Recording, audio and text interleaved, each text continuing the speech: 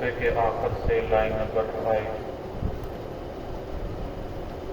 سورۃ انعام کی آیت نمبر 138۔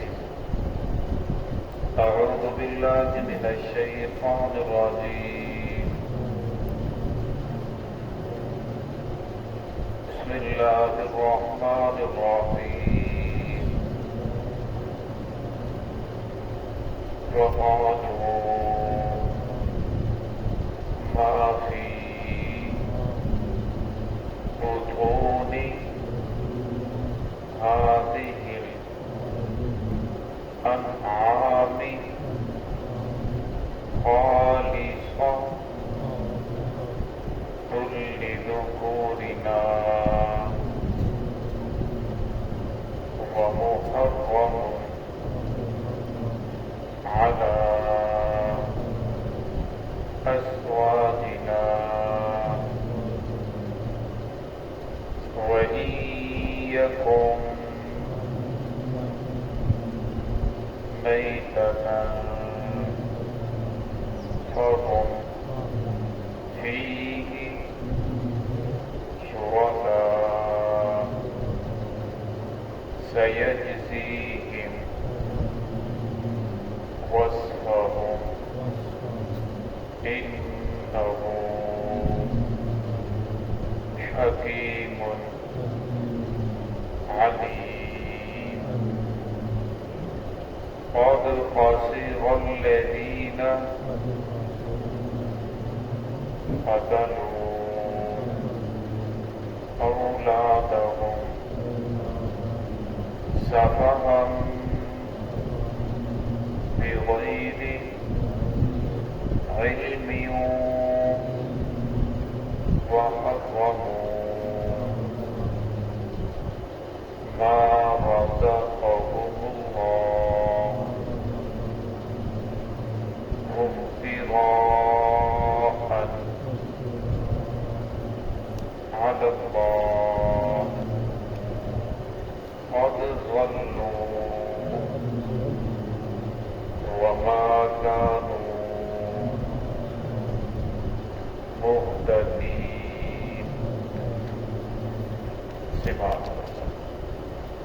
بسم اللہ الرحمن الرحیم۔ وقالوا ما في بطون هذه الأنعام خالصة لذكورنا ومحرم على أزواجنا وإن يكن ميتة فهم فيه شركاء سيجزيهم وصفهم إنه حكيم عليم۔ قد خسر الذين قتلوا أولادهم سفها بغير علم وحرموا ما رزقهم الله افتراء على الله قد ضلوا وما كانوا مهتدين۔ وقالوا ما في بطون هذه الأنعام، اور وہ کہنے لگے وہ جو ان انعام یعنی ان جانوروں مویشیوں کے پیٹوں میں ہے، خالصۃ لذکورنا، یہ خالص ہمارے مردوں کے لیے ہے، وہ محرم علی ازواجنا، اور حرام ہے ہماری عورتوں پر، وَإِن يَكُن مَيْتَةً، اور اگر وہ مردہ ہے، فَهُمْ فِيهِ شُرَكَاء، پھر اس کے اندر سب شریک ہیں، مرد عورتیں سب کھا سکتے ہیں، سَيَجْزِيهِمْ وَصْفَهُمْ، عنقریب انہیں بدلہ دیا جائے گا، وصفہم ان کے اس بیان کا، انہ حکیم علیم، بے شک اللہ رب العزت حکمت والے ہیں، جاننے والے ہیں۔ قد خسر الذین قتلوا اولادہم، تحقیق ان لوگوں کو نقصان میں ڈالا ان کی اولادوں کے قتل کرنے نے، سفہم بغیر علم، بغیر علم کی وجہ سے، وحرموا ما رزقهم اللہ افتراء علی اللہ، انہوں نے حرام قرار دیا اس رزق کو جو اللہ رب العزت نے انہیں عطا فرمایا، افتراء علی اللہ، اللہ رب العزت پر افتراء باندھتے ہوئے، بہتان لگاتے ہوئے، قد ضلوا وما كانوا مهتدين، تحقیق وہ گمراہ ہوئے، وما كانوا مهتدين، اور ہدایت پانے والوں میں سے نہ ہوئے۔ गुज़श्ता आयात के अंदर मुशरिकीन की उन बातों का तज़किरा हुआ जो उन्होंने अपनी तरफ से हराम हलाल करार दे रखी थी। तो इस आयत के अंदर भी उन्हीं का तज़किरा है। वक़ालू मा फ़ी बुतूनि हाज़िहिल अनआम, यानी जो जानवर के पेट में बच्चा होता तो कहते ये बच्चा अगर तो जिंदा हुआ तो वह मुहर्रम, फिर तो ये औरतों के लिए हराम है, आला स्वाजिना, और हमारे मर्दों की हलाल है। फिर जो बच्चा पैदा होगा उससे सिर्फ मर्द खाएंगे, औरतें नहीं खा सकती। और अगर अगर वो बच्चा जो जानवर के पेट के अंदर वो मुर्दा होता तो फिर कहते लिज़ुकूर फ्री, कहते ये हम सब के लिए हलाल है। हुकुम फ्री शुराका, इसके अंदर मर्द भी खा सकते हैं, औरतें भी खा सकते हैं। तो अल्लाह के पुलिस ने फरमाया कि ये तुम्हें हराम हलाल, ये किसने आपको हुक्म दे दिया कि ये चीज हलाल है, मर्दों के लिए हलाल है, औरतों के लिए हराम है, ये हराम हलाल का आपको किसने क्या दिया है? तो अल्लाह के पुलिस ने फरमाया सहज की वजह, ये जो लोग बयान दे रहे हैं अपनी तरफ से और अल्लाह के पुलिस पर डाल रहे हैं, और मैं अनकरीब ये जो बदला दिया जाएगा, इन्नहु हकीमुन अलीम, पर मैं अल्लाह रब्बुल हिकमत वाला भी है, जानने वाला भी है। अगर कोई इंसान गुनाह करता है, गुनाह करने के बाद और उसके ऊपर पकड़ नहीं आती, और मैं इसके अंदर भी अल्लाह रब्बुल इज्जत की हिकमत है। अल्लाह रब्बुल बंदे को डील देते हैं कि शायद मेरा बंदा सीधे रास्ते के ऊपर आ जाए, शायद किसी जगह से ठोकर लगे तो समझ आ जाए तो मेरा मालिक है जो मुझे पैदा किया है, जिसकी मैंने इबादत करनी है, और उसी के सामने मैंने सजदा करना है। और अल्लाह रब्बुल इज्जत हिकमत वाले हैं, बंदे को डील देते हैं, मौका देते हैं, संभलने का इंसान को वक्त देते हैं कि शायद मेरा बंदा समझ जाए। पर मैं अगर फिर भी वो नहीं समझता, सीधे रास्ते के ऊपर नहीं आता, तो मैं फिर अल्लाह की तरफ से पकड़ आती है। और खसिरल्लज़ीना क़तलू औलादहुम सफ़हन बिग़ैरि इल्म, और मैं उन लोगों को इससे बहुत ज्यादा नुकसान हुआ कि उन लोगों ने कत्ल किया अपनी औलादों को बेवकूफ़ी की वजह से, बगैर इल्म की वजह से, उन लोगों को कहने के ऊपर अपनी औलादों को कत्ल कर देते हैं। इस तरह गुज़श्ता वाक़या कल गुजरा कि आप सल्लम के जो दादा थे उन्होंने भी ये मन्नत मानी थी कि अगर अल्लाह मुझे 10 बेटे अता फरमाए तो एक बेटा अल्लाह के रास्ते में कुर्बान कर दूंगा। जब अल्लाह ने 10 बेटे दिए, जब वो जवान हो गए, तो कहा मैंने तो मन्नत मानी थी कि सबसे जो आखिरी बेटा होगा उसे अल्लाह के नाम पे कुर्बान करूंगा, और सबसे जो आखिरी बेटे वो मोहम्मद रसूलुल्लाह सल्लल्लाहु अलैहि वसल्लम के भाप बनने वाले हज़रत अब्दुल्लाह रज़ियल्लाहु तआला। और जब उन्हें ज़िबा करने लगे तो उनकी हज़रत आप वसल्लम की फूफियां वो आड़े आ गई कि हम तो अपने भाई को ज़िबा नहीं करने देंगे। तो जब वो रुक गए तो लोगों ने वो गिल्ला करना शुरू कर दिया, ये देखो हमारे लिए कानून और है, वो अपने लिए कानून, और हमें जब 10 बेटे पैदा हो तो हम ज़िबा करते हैं, आप क्यों नहीं कर रहे? इस तरह तो होता है, लोग तो मुखालफत करते हैं। फिर उनका मुंह बंद करने के लिए 100 ऊँटों को ज़िबा किया, हर मर्तबा को डालते रहे। जब 100 ऊँट ज़िबा किए तब जाकर वो पूरा ऊँटों के नाम निकला। तो इस तरह ये रस्में बंद चल रही थी कि जो बच्चों को इस तरह ज़िबा कर दिया जाता था। तो अल्लाह रब्बुल इज़्ज़त ने फरमाया कि ऐसा करना तुम्हें किसने दिया है? जब इब्राहीम अलैहिस्सलाम ने जो इस्माईल अलैहिस्सलाम को ज़िबा करने लगे थे, ये इब्राहीम अलैहिस्सलाम ने ख्वाब देखा था, और नबी का ख्वाब वही होता है। अगर कोई उम्मती ख्वाब देखे, उसे ख्वाब के अंदर आकर कोई भी कहे कि अपनी औलाद को ज़िबा कर दे, उसके लिए ज़िबा करना जायज नहीं। क्यों? उम्मती का ख्वाब वो हुज्जत नहीं होता, लेकिन जो नबी का ख्वाब होता है वो हुज्जत होता है। इसी तरह जिस वक्त खिज़र अलैहिस्सलाम मूसा अलैहिस्सलाम जा रहे थे, खिज़र अलैहिस्सलाम ने एक बच्चे को पकड़ा, उसकी गर्दन मरोड़ कर उसे कत्ल कर दिया।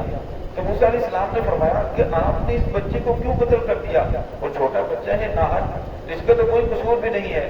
तो उन्होंने फरमाया आप खामोश रहिए, मैं आपको बता दूंगा। फिर उन्होंने फरमाया माँ फ़अलतु अन अम्रि रब्बी, मैंने जो भी किया है अल्लाह रब्बुल इज़्ज़त के हुक्म से किया है। अल्लाह रब्बुल इज़्ज़त का हुक्म था, अल्लाह ने फरमाया कि इस बच्चे को कत्ल कर दो, तो मैंने इसलिए इस बच्चे को कत्ल किया जिसके वालिदैन नेक थे, और फरमाया इस बच्चे ने बड़ा होकर गुमराही की तरफ जाना था, और वालिदैन इसकी मोहब्बत के अंदर वो भी गुमराही की तरफ चले जाना था। तो अल्लाह ने फरमाया कि इसको कत्ल कर दो, इसकी जगह अल्लाह रब्बुल इज़्ज़त और रात रात फरमाएंगे। तो नबी जो भी काम करता है तो नबी का काम अल्लाह रब्बुल इज़्ज़त की तरफ से वही होता है, अल्लाह का हुक्म होता है। नबी अपनी तरफ से कोई काम नहीं करता। लेकिन फिर उम्मती को ख्वाब आ जाए, कोई पीर आकर उसको कोई मुर्शिद आकर कहे कि अपनी औलाद को ज़िबा कर दे, कत्ल कर दे, तो उसके लिए ऐसा करना जायज नहीं, क्योंकि उम्मती का ख्वाब उचित नहीं होता।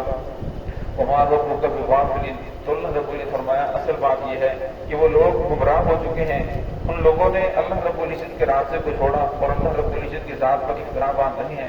वहर्रम मा रज़क़हुमुल्लाह, फरमाया जो रिज़्क़ अल्लाह रब्बुल हलाल करार दिया है उसे वो हराम कर देते हैं।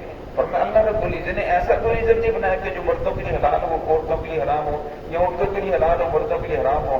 ہاں اللہ رب نے پہننے کے اندر فرمایا کہ مرد کے لیے سونا پہننا جائز نہیں ہے، ریشم پہننا مرد کے لیے جائز نہیں ہے، عورتوں کے لیے جائز ہے۔ اسی طرح چاندی کے زیورات مرد کے لیے پہننا جائز نہیں، اگر وہ پہننا چاہے تو 3.5 ماشے سے کم انگوٹھی پہن سکتا ہے، جس کی اجازت ہے۔ باقی زیورات یا چاندی کے زیورات یہ بھی مرد کے لیے پہننا جائز نہیں ہے۔ تحقیق فرمایا وہ گمراہ ہو چکے ہیں۔ فرمایا انسان گمراہی کے اندر جب چلا جائے تو فرمایا اگر وہ اپنے آپ کو سمجھے کہ میں غلط راستے کے اوپر ہوں، فرمایا اس کی سیدھے راستے کے اوپر آنے کا چانس ہوتے ہیں۔ روما کان مہتدی، فرمایا اب وہ ہدایت نہیں پا سکتے، کیوں؟ اس لیے کہ وہ جو برائی کا کام کر رہے ہیں اسے وہ نیکی سمجھ کر رہے ہیں، اثنا جس کام کو انسان نیکی سمجھ کر کرنا شروع کر دے فرمایا پھر انسان اسے توبہ ہی نہیں کرتا، جب توبہ کی توفیق نہیں ہوتی پھر وہ گمراہی کے اندر پڑتا چلا جاتا ہے، کیونکہ اللہ رب العزت کا تعارف ہمیں تو نہیں تھا، یہ تو محمد الرسول اللہ صلی اللہ علیہ وسلم نے کروایا ہے۔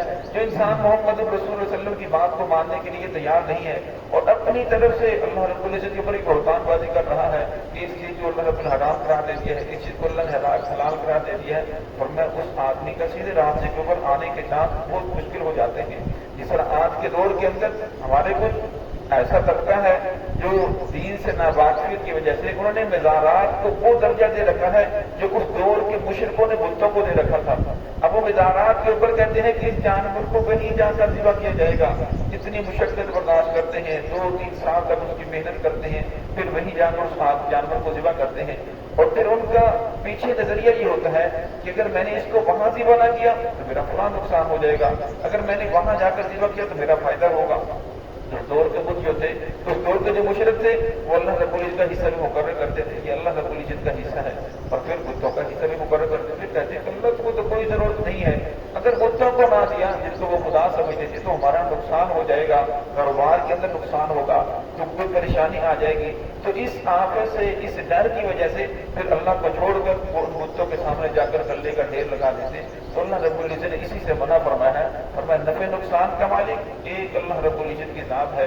اگر تمہیں ساری کی ساری مخلوق مل جائے اور تمہیں ذلیل کرنا چاہے اور اللہ رب العزت کی ذات تمہیں عزت دینا چاہے تو ساری کی ساری مخلوق مل کر تمہارا کچھ بگاڑ نہیں سکتی، اور ہمیں اگر اللہ رب العزت کسی انسان کو ذلیل کرنے کے اوپر آ جائیں تو ساری کی ساری مخلوق مل جائے اس کو عزت دینا چاہے اور میں کوئی سے عزت نہیں دے سکتا، اللہ رب اسے ذلیل کر کے دیکھتے ہیں۔ بہت ساری مثالیں آپ کے سامنے ہیں، تو ہے کہ اللہ رب العزت ہم سب کو صراط مستقیم پہ چلنے کی توفیق عطا فرمائے۔ بسم اللہ الرحمن الرحیم۔